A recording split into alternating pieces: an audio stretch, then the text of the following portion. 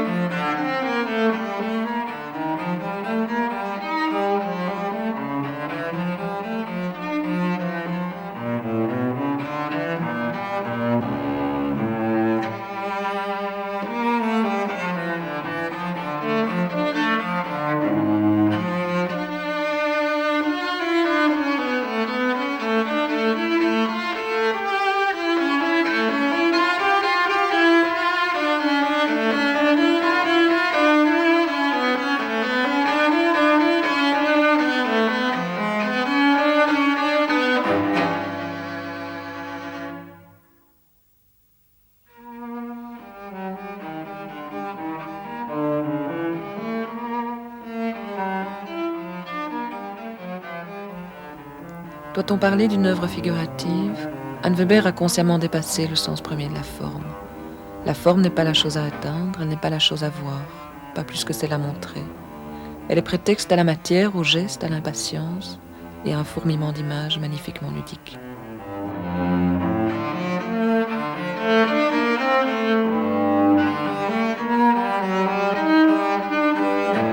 En parlant des bouteilles bleues, Anne dit qu'elle peut en faire plusieurs par jour, que c'est comme l'humeur ou les suites pour violoncelle de Bach, que c'est la même bouteille toujours, qui vient de son univers et puis de sa mémoire, que c'est inépuisable, que ça se répète inlassablement.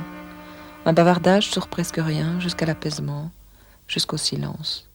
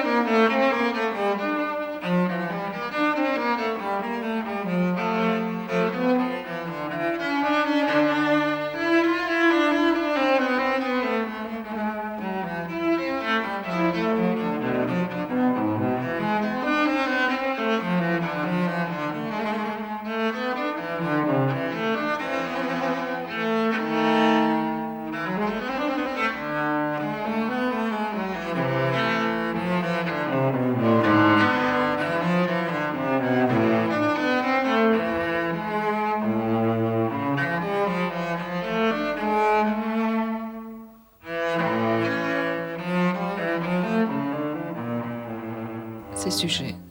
Quelques objets de son univers, une bouteille bleue, un tabouret antique, une autre bouteille, noire cette fois, et brisée. Une citrouille, quelques personnages aussi, des femmes surtout. Des visages de femmes, des regards de femmes.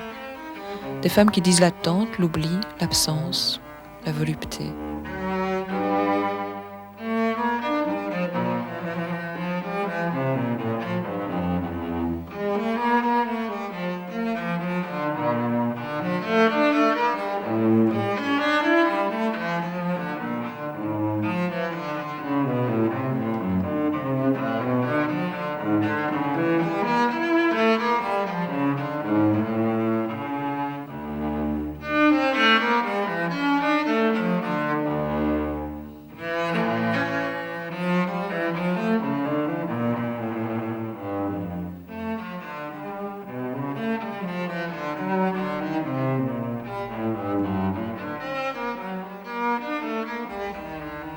Anne a toujours privilégié le support. Elle choisit des papiers très fins, fragiles ou vieux, abîmés déjà. Elle part de quelques lignes, de quelques marques. Elle part d'une absence de clarté, d'une absence de blancheur. Elle est entière dans cette nécessité de chaos. Elle ne sait jamais ce qu'elle va faire, ce qui va soudain advenir. Elle ne dit jamais qu'elle va dessiner une bouteille ou un visage. C'est la bouteille ou le visage qui viennent à elle, qui se dégagent du quotidien et se font voir.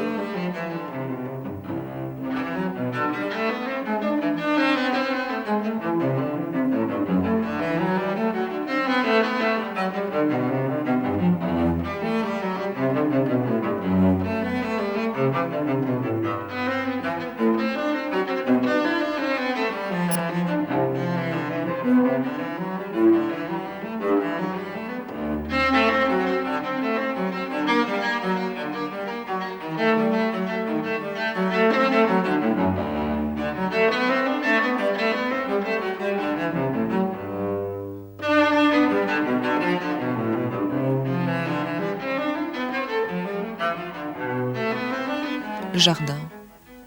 J'y ai souvent vu Anne travailler. C'est là qu'avec beaucoup d'eau et d'impatience, elle dessine les citrouilles. Est-ce le silence, la fraîcheur de l'air ou la lumière directement tombée qui consacre cette manière presque violente du dessin? On sent la douleur en même temps que la légèreté dans la détermination du geste.